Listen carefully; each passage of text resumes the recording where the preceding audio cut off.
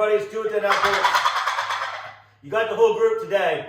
Myself, Dan, you got Bishop here, Matt, and Dave. We're going to run through our 2021 turkey season gear dump. So all the mouth calls, pot calls, box calls, decoys, turkey vests, seats, anything that we take out into the woods with us for turkey season, we're going to kind of run through here and show you guys what we run, which each of us runs.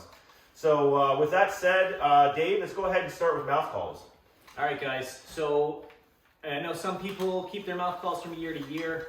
In my opinion, they're cheap enough and they kind of get gross tasting after 1 year. So I just typically replace them. This year I happen to go with a 3-pack of Woodhaven calls that I ended up picking up at Cabela's when I went to try to find some turkey ammo, which wasn't successful. This year I went with triple reeds, more of the bat wing approach on these because I'm more of a raspy mouth call person. In my opinion, it just seems to work better, at least in Connecticut where we hunt. So that's generally what I like to run for mouth calls. Matt, are you a big mouth call person? So I'm not. I prefer the pot calls over the mouth calls, but I'll do some yelping with the Woodhaven mouth calls. I've run the ghost cut and the V cut, and I've had some decent luck, but I don't sound great with mouth calls. So. Now we got the master mouth caller over here. I like them. I agree with Dave. They're cheap enough to buy every year. I think what Dave meant to say is we just like to buy stuff. These will actually last years. I mean, if you watch the video with Dan's mouth call maintenance, you can get some tips there on how to make them last multiple years. But I'm the same way. I'm Woodhaven all the way. I do experiment with a lot of different calls. I've got buddies that make mouth calls that send me some. I'll buy anybody's mouth calls, but it's so weird. I find myself when I get to the woods and I pop in a mouth call, it always says Woodhaven on it. I don't know why. They're great. I love these signature series that they have. I'll see a hunter on TV, maybe on the Hunting Public or somewhere, like the owner Mike Pentecost, I think, and his signature series, gotta have it. Scott Ellis, gotta have it. Some other people that, like with zinc calls, I enjoy Matt Barrett's signature series call. I grew up watching Matt on the Hunter Specialty. Great guy. Met him a couple times at turkey conventions, and I like to run those calls too. But I'm a big split V guy. I like the red wasp, green wasp, black wasp. Those are my favorite Woodhaven calls. If I had to just have one call for the rest of my life, it would probably be a Woodhaven red wasp. I love them. Yeah, I got the Woodhavens as well. I do have some old HS Strut, the like $5.95 for 5-pack, and their Deranger mouth call, I don't know what it is, if it's a triple reed, split reed. Honestly, I don't know the difference between them. When I buy my mouth calls, typically one of my kids are with me, and I let them pick out what color they want. And that's one thing I like about Woodhaven is I've just randomly bought the blues, the reds, the greens, the blacks, and they all work for me. And I'm not the best with mouth calls, and I can throw these in a couple minutes, be running them fine. So I've had these about 3 or 4 years, so I do get some longevity out of them. But I think I might probably try some new ones or replace them probably after this season. But we all love Woodhaven, and honestly, we're not sponsored by them. We don't get any promo codes with them. We just truly believe. I think they make one of the best mouth calls out there. All right, so now we're going to transition into pot calls. So my favorite pot call is the Cherry Classic Crystal, and Bishop talks about this one in a little bit more detail on his Pot Calling 101 video that you can see down below in the playlist. But I also run the Roberts turkey call. Bishop actually got this for me last year, and I'm really happy with it. It has the slate on the background, on the back of the call. Bishop, what are your go-to pot calls? Same with you. I always carry the Roberts. I won't pull it out since you just showed one, but I love the glass on one side, the slate on the other. But let me tell you what, if you haven't gotten on this Mike Yingling train, you need to reach out to this guy. He's got these copper calls, and they are absolutely phenomenal. No two are alike. Dave can pull his out and show you. They're just beautiful wood. Just listen at this. It's just a unique raspy sound. I just grabbed a random striker. I'm loving this pot call. Now, my last call I'm gonna carry this year, and I'll switch it in and out with a Woodhaven slate call, is this $12.99 Primo's Old Betsy that I did the video on the other day. This call blew my mind for $12.99. If you watch my video, you can see how easy this thing is to run. It's absolutely unbelievable for $12.99. So I'm gonna kill a turkey, probably just using this call this year just to prove a point. But that's really all I call. I usually carry 3 with me. I'll rotate out a few, and I carry 3 to 4 strikers. Usually most of them are wood. I think I've got one composite, like carbon striker in there, but the rest of my strikers are wood. So who thinks, drop a comment down below if Bishop should only run the old Betsy call this year. No other calls, no mouth calls, no box calls, no other slate calls, glass calls, just the old Betsy. If you think you should do that, drop a comment down below. Matt, what do you got? So I run most of the pot calls. So I run a just a slate Woodhaven call here. I got a couple strikers. I go through strikers every year. I lose them out of my pack, but we'll go through that in a little bit. And then the Nightingale, it's got a dual thread. It's got a slate on the back. And what is that? Looks like crystal. Crystal? Feels like crystal to me on the, it's a little worn down. Feels like crystal on the front. This one actually is where the Nightingale I get most of my turkeys are coming on. Let me see that thing, man. I've had a good time running that call and gotten the most response out of that. It gets pretty loud too, so. I'm just a big fan of these dual calls where you got 2 different surfaces. Yes. I mean, I like that. I like that a lot. Makes you think a little bit more about.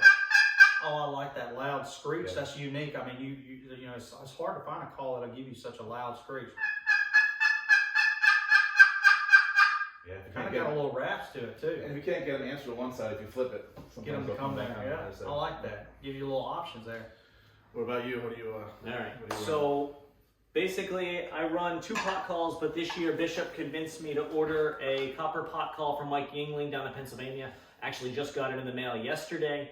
Honestly, it's a work of art. I'm kind of not really sure I want to take it out in the field this year because it's so beautiful, but I will. And Bishop already went through this, but you can see that, you know, you can contact Mike and tell him what kind of wood you want, what surface you want, and he'll make you the call, and then he even gives you a matching striker. Just absolute work of art. And they're very well priced too. They are, yeah. Very It was $63 for the call, shipped right to my door. I mean, you can't beat that for a custom call. I typically carry 2 pot calls with me prior to the one I just bought. This is the first turkey call I ever bought. I've only been turkey hunting for about 6 years. Didn't really know what I was doing. Went down to Walmart and they had the old Betsy down there, and just like Bishop found this year, absolutely amazing. I've been using it for 6 years. It's been my primary call. As with every slate call, it's not really good when it's wet, and I was getting really frustrated, so I ended up just getting a Quaker Boy glass call. It's a little high pitched for me. I'm more of a raspy type call, but it does seem to work. You really got to keep it conditioned really well, because if it starts to get smooth, it doesn't work very good. But for the price, you know, this is just another entry-level call. I'm just ecstatic with it, and it's one of these calls that, you know, if I accidentally drop it in the woods, I'm not going to lose sleep over it because I can just buy another one. If I drop that Mike Yingling call in the woods, I'm probably going to cry a little bit. I will say this though, Dave. You're going to see with that Mike Yingling, with it being copper, a metal, Yeah. that during the rain, if you just take it and wipe it on your leg, it's good as new. It's ready to roll. So Have you run very into great. Have you run into any reflection issues with the copper call in the No. woods? No, not Besides getting the sun bouncing off of it or anything. The reflection of my lead shot going on the turkey's head, maybe, but that's about it. All right, Dan. So I guess we're going to transition over to box calls. Yep. So I got the Lynch World Champion Turkey Call. It's the Model 102 Sierra. No idea what that means. Again, I believe my 6-year-old daughter picked this out at Cabela's a couple years ago. So it's just a basic box call. I have an old Rome Brothers. I think it's probably older than I am. It was my father's. He gave it to me when I was like 12 or 13, and as a typical 12 or 13-year-old, I broke it the first time out in the woods. But the one side it was busted off. So I still kind of run it every now and then. When I go to Pennsylvania with him here in spring, I'll probably take it out and run it just because it has a little bit of sentimental value with hunting with him. But it has the rubber bands for tension. I can gobble with this as well. I've called in a couple toms actually with that gobbling option with the box call. Bishop, do you have, look at that. I got the same one, but you can tell yours is so much older. I love it. It's almost like it's got a what do you call that? Like a stain on it or something. But similarly, I primarily use this as a gobble box. But what I'm running is an old Primos little heartbreaker. They don't make these anymore. Matter of fact, I think I saw these things going like used for a couple $100. It made me think about selling it, but I was like, That's a one-sided box. That's a one-sided box. You know, I've used these a lot out in Texas when you can see a tom's head moving, but you can't hear him gobble because it's 50-mile-an-hour wind, and you really got to go. I mean, you got to crank down on it out there. I probably go to mouth calls and pot calls before I use a box call here in Connecticut. I do use the gobble call when I have one hung up, but you know, on a windy day, I'll pull this out and crank down on it if I can't get the response. But Have you ever seen the ones that have the magnetic connection where you can take the paddle right off? Yeah, absolutely. I think Primo started making those like later in the year. At one time, they were making, I think, these little heartbreakers. But they were, each year they made one with like, one had an Osceola engraved in it, one had like a Eastern, but those things were like, I think they were like 70 or 80 bucks. I almost bought all 4 of them, but I ended up not. I just kind of kept this one. But yeah, I've got a couple box calls. This is the one I keep with me. I've got some custom ones that I like that are, when you get into box calls, you really get into the artsy stuff, and it makes you, like Dave said with that Mike Yingling pot call, it makes you not even want to use them. You want to just put them in a display case. So I have a couple at the house that'll probably never be used because they're so beautiful. So Matt, what do you got? So I'm trying a new one this year. I lost my box call out in the woods. If anybody finds it, let me know. But this is called the Real Hand. I've used it once or twice. We'll see how it goes this year. I'll use the call out really loud. Who makes that one? The one I had, this should be Woodhaven again. Okay. Woodhaven custom calls. I can't remember the one I had last time, but it had this little clip so you can do some clucks. But I lost out in the woods, and that was kind of the end of that one. So we'll see how this one goes this year. Like Bishop says, I only use it if I can't see a turkey moving and I can't get him. I just want to project some sound to get out there, and my pot call can't get to him. I don't use these very much. I'll typically use this only if my pot call gets wet. Now show me how this clip works now, because I try to do it on my hand, but like I mess up a lot. Sometimes I even try to put my rubber band on it and just. Yeah. Oh, I like that. You don't know, that came with your own box so call? just with the clap so you don't blow too far, maybe it keep it short. I might try to Google that and see who makes that. That's awesome. Just makes sound just as sure it doesn't sound like an alarm. Yeah. Right? That's Pretty the cool. difference. But it works pretty good. That's a pretty nice They gotta break this one in a little bit. Might work better if you take the chalk out of the inside. That's actually the This silicone. thing's That's how you keep it from lasting I over opened winter. it up on the way here. Yeah. It helps with moisture. For those of you who don't know, you'll learn that these two here have 2 of Don't put everything. that on YouTube. They got My 2 wife of can see everything. it. Don't tell Dave my and wife Dave and I are a little more frugal. They got 2 of I'm everything. screwed because my wife's in the other room listening to this right now. So. Right. Dave, what do you got? All right, so I run a Nightingale Wet Willie. I don't find, in my opinion, box calls work very well. Maybe that's just a Connecticut thing, but you got to have them because it's another piece of gear, and as a turkey hunter or any hunter, gear keeps you going. But I ran into moisture issues with the chalk and kind of got irritated by my old one, so I ended up getting this one. It's painted with this textured material on the paddle and on the box. Gives you a nice call, and you can do it in the soaking wet rain if you really want to. So pretty happy with it. Again, don't use it that much, but got a spot in my vest for it, and why not have one? There's a good use for that. You can use that in the soaking wet rain. That's where some of my troubles come into. I have to use my mouth call, which I'm not great at, because of my pot calls get wet. Yeah. And that's good. All right, so last, I guess we'll touch base on here is locator calls. I run an owl hooter and a crow call. My father used to have a peacock call. If anyone's ever ran a peacock call and had any success, drop in the comments down below. That thing worked amazing for like 5 years, and then never had a bird gobble back to it ever again. So I'll check to see if he still has that thing, and maybe I'll break it out for some of our videos coming up here in the spring. But yeah, I just keep it simple: crow call, owl hooter, and I do a god-awful coyote with my mouth that you might be blessed with later when we start doing some let's not do that actually now. hunting videos. We're good. But I keep it simple with the locators. Bishop? Same. I have this same one you have. I think that is who makes that? Is that HS Strut? Yeah, HS Palmer's Strut. Hoot Tube. Hoot Tube. I have that same one. I personally use my mouth when I hoot. Let's hear it.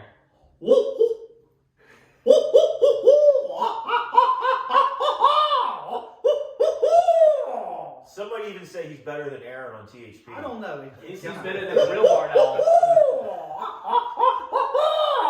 That's why I'm So, not any other time to practice. one thing though is which similar to Dan mentioned, Aaron and this guys on THP, Shane Simpson. Those guys have really got me wanting to learn how to do that coyote call. Yeah, that Shane I don't Simpson know. coyote yip is pretty impressive. I just keep saying to myself though, if I'm a Tom, do I want to come the direction of a coyote? I don't know. I mean, it seems to work for them, but It seems to work when they're on the roofs, anyways. I'm not sure. Or if it works nighttime when- locating. Right. I don't know if I would do a coyote howl in the morning while set up near Yeah, the top, yeah. but But one thing, we kind of mentioned, I think we've covered all the calls. One that I have that I keep that's unique that I doubt you guys have, I don't even think they make it anymore, it's this haint.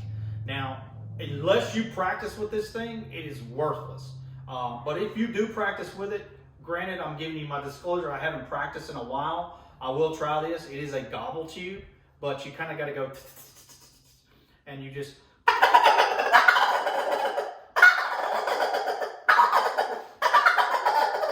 And you can get a pretty decent jake. it sounds like a goose. Yeah, yeah, it almost is like... But, the more you practice, it actually sounds really good. It's just like, I had to do all that motion when I could just go... Well, and then So, you're in the field making all that movement. Yeah, so like, I don't know. They quit making these. I just think it's pretty cool because it's solid wood, but I carry it with me just in case. I just stick with the basics, the owl locator and the hammer and crow. And I get most of my turkeys found with the hammer and crow. That's what I'm best with there. Yeah, I just picked up a hammer and crow this year too. Never had crow call in the past, but pretty inexpensive, easy to call, and just a standard owl hooter call. Not the greatest with it, but it seems to work. So That owl hooter you got almost looks like my gobble. it does, and I took your advice and drilled out the holes. It works a lot works better. a little better. Yeah, it works a it's lot more better now. airflow. Yep. All right, so we'll touch real quick on turkey vests. If you haven't checked out, I did a gear review of this Alps Outdoorsy Grand Slam. I have one, Dave has one, Matt even ran one last year. I think they have some other options out here today to talk about what they might be running this year. But I won't dive too much into it because I did a whole review of the vest, but I'm super excited to be running it this year. So, speaking of this Alps Outdoors, these guys have about got me wanting one. I am just using this old Cabela's Tactical. I mean, I've had this thing for years. One thing that I'm very unique about, and I don't know many people that have done this. Actually, I've got two buddies that they saw this and they copied it. I took the seat off mine and I run this old, I think it's Breedlove's cushion. It's basically all it is a wheelbarrow inner tube. So my buddy just went to Home Depot or Lowe's, got a wheelbarrow tube, pumped it up to fit his tush, and he put a strap around it. Mine actually came with this nice camouflage, but I don't know, something about sitting on this tube, I really like it. I haven't had a hole in it yet, and I've had this thing for probably 15 years. But I run it with this Cabela's Tactical vest. I want to look to upgrading, and it's not the best back. You see how it's a lot of space here. It's not the best cushion on the back. But like I was telling these guys, when a turkey's gobbling, I could be sitting on nails and wouldn't care. I just love it. You gotta run your tube with the kickstand on the Alps. That'd be amazing. Yeah. I've been thinking about getting either an Alps seat, maybe one of those seats, turkey seats they the have. foldable A ones couple they people make those foldable turkey seats, Yeah. but I'm already looking like a duck hunter with a decoy bag when I come through the woods. So I may switch Well, you gotta to go one with of those these bags. photoform decoys or something classic. Those are, but Yeah. what's really got me hooked on this, obviously, it's the bottomland. Right. The mossy oak bottomland, absolutely. hands down, the best color camouflage I've ever seen. I love it. And the old mossy oak, I Tree think this is stand. the old mossy oak tree Tree stand. stand, yeah. Those two are my favorite. They're just classics. They never get old. They're the best to me. What do you got, Matt? Yep, so I got a Nomad pack here. I've been running this for the past, I think, 3 or 4 years now. Last year, I switched over to the pack that Dan mentioned. Pack's been all right for me. I've had some problems with the pot claw pouch staying shut and the connections with losing the striker so much. So I bought enough strikers. I figured I would stop buying strikers and buy a new pack and salvage myself that instead. Pack's been good to me though. So it's pretty lightweight. It doesn't have the frame that the Alps Outdoors has, I carry most of my thermocell thing. holder, And that's that's probably awesome. my favorite thing. And I wish the Alps Outdoors had that was a thermocell holder. I have to put it on the water bottle pack, clip it in so it stays up and above. Okay. Yeah, And you now got it burns into the cloth. Two on the side. Well, actually, I got mine right Yeah, here. but I actually have to Yeah, clip it yeah. up to the pocket I got you, so that you don't burn so through. I don't burn through the pocket. So I typically take mine out and throw it betwing my legs. yeah, I don't. but there's a good chance I'll leave it in the woods. That's doing exactly that. right. Yeah, I'm pretty pretty good at leaving something in the woods if you ask me something. No, I thought does that case not have a clip on the back? It does. So Yeah. you technically could clip it somewhere if you, You want. could. Yeah, my Thermacell case, and I think these are very universal anywhere that sells a Thermacell. Clip into a tree, case. tree It branch has or a something. 360-degree rotating clip that you can put on your belt. And I know they have some other cases now. I mean, this thing's probably Yeah. 6-7 years old.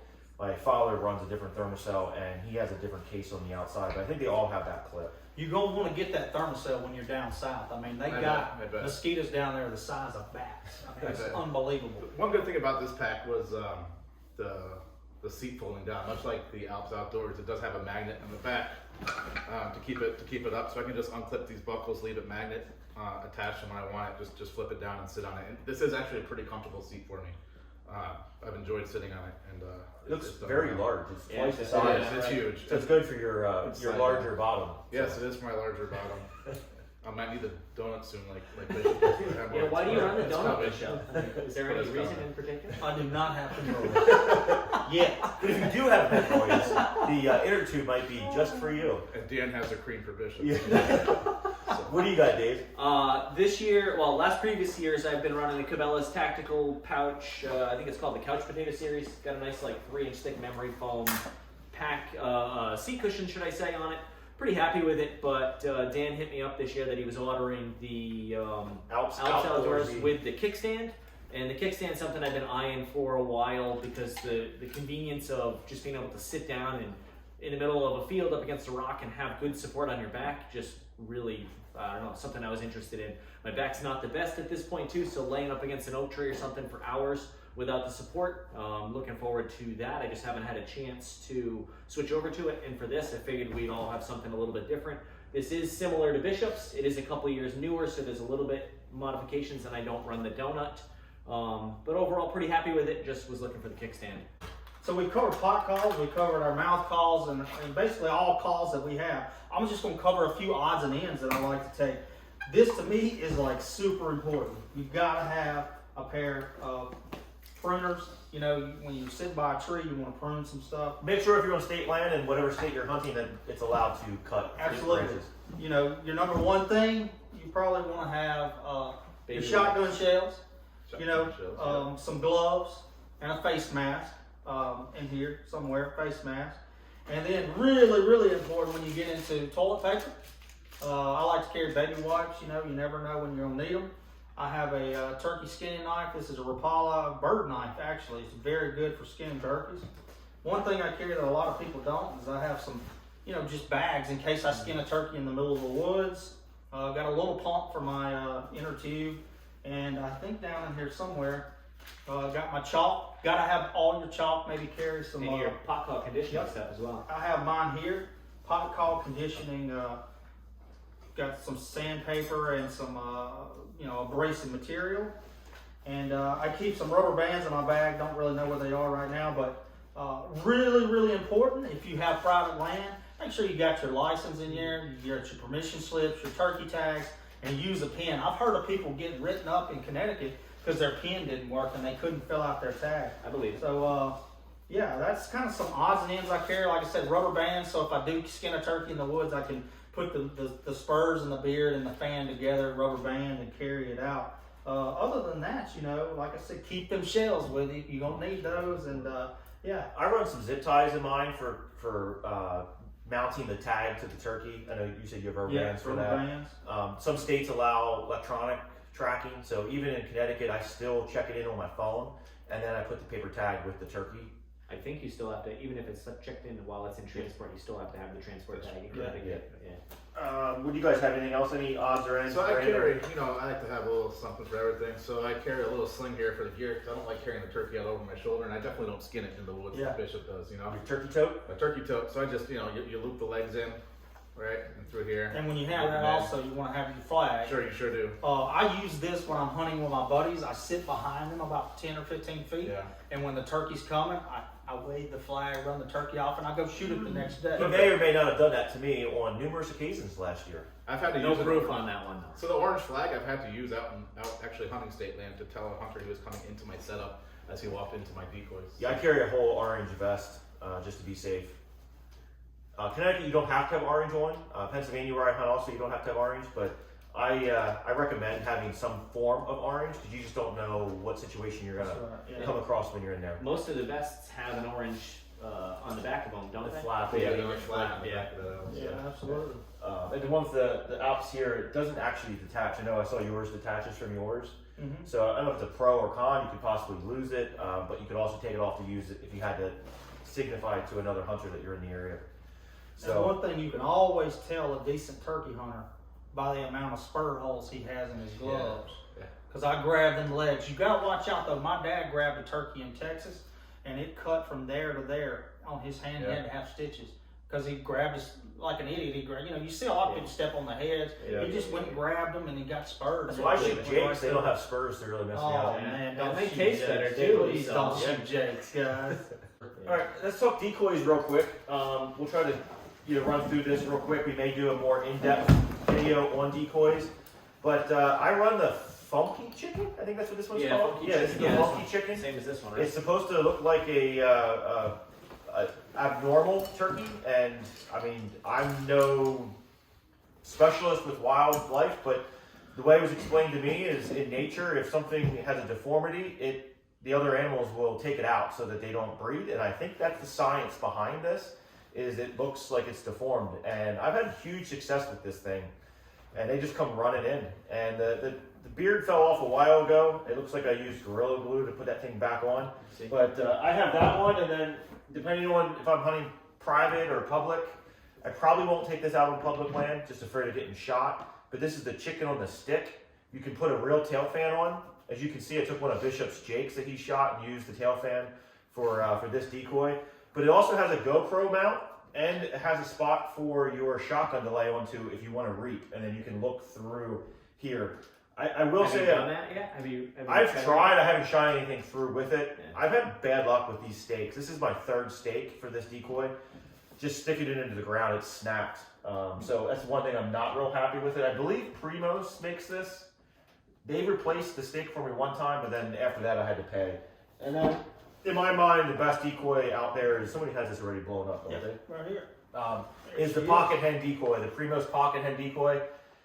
I'm gonna cry when I pop this or can't repair it. They don't make it anymore. I believe we found it in Canada, Yeah. but they won't ship to the U.S. So I may have to talk. It may be a fake company. We don't know. Yeah, we may have to do a drive north of the border and see if we can bring some back. Just wanted to say one thing. I do run the Funky Chicken, and like Dan's, my beard fell out last year. But I guess I got to shoot another Jake this year so I can get a small beard, unless Bishop has one left over that I can have. We can just take one from Bishop's this year. Yeah, that works. The Um, Jake Slayer. The other thing I think it seems to work is it's really tall. So if you're in grass, brush, or anything like that, that red head just sticks out, and they seem to see it from a distance. And it just looks really weird. So I think you get a dominant Tom looking at this little tiny thing, and they just want to kick its ass is really what it comes down to. Now, yeah, for me, Dan already showed you the PhD hen I run. I have the Montana decoys that Matt here is going to talk about. The one I like the most is very expensive. I only own one. It's a DSD hen. I've actually had Jakes and Gobblers pass all my decoys and jump on this one. Some of the negatives though, it is big, it's bulky, it doesn't really compact. It gets chipped when the Jakes or Gobblers attack it. So I'm gonna have to have some touch-up paint. I did reach out to DSD. I think paid like $14 to have some touch-up paint sent. But I really like this hen along with my PhD. And then I think Dave will talk about the redhead crazy Jake with actually the remote stake. It is legal to use remote decoys in Connecticut. I'll put up the Jake, and then he kind of twists. And one thing that I feel is unique that I don't see anybody that has is I kind of have this turkey fan protector. I forgot who made this. You can Google it and probably find it. It says Turkey Fan Saver. Turkey Tail Saver. Yeah, www.turkeytailsaver.com. But you can put anything in there, and obviously I have a Jake that Dan shot that I put on there because I like it to be, what is it, a submissive or a non-intimidating animal. But I put that on that redhead remote Jake, and it drives the turkeys wild. I actually nicknamed my Jake Marshawn Lynch Beast Mode. I'm running these Montana decoys. I've run them for 3 years now, maybe 4.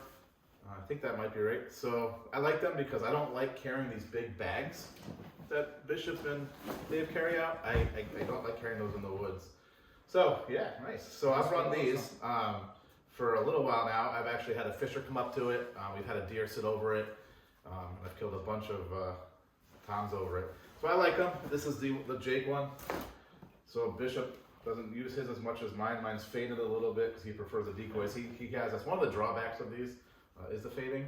I guess a bonus too is you could shoot that and it really wouldn't matter. I've shot I mean, you can see, yeah. see how compact Yeah. this gets. Yeah. I mean, it's about as compact as you I can. like them. get. And you can put them in different couple poses. The heads can pose, so you can turn the heads down. You can change the tail fan configuration. So if they're eating, if they're sleeping, if they're just looking around and walking. And there's a couple different pockets to put the stakes in. So I've had good luck with these. I'm looking forward to running the photo forms this year that we showed before. But this is what I ran the last few years, so we'll see. All right. So when I started turkey hunting about 5 years ago, I purchased the Avian X pair with the Jake and the hen. To be honest with you, they've been nothing but trouble. They don't hold air. They're really heavy. The detail's pretty nice.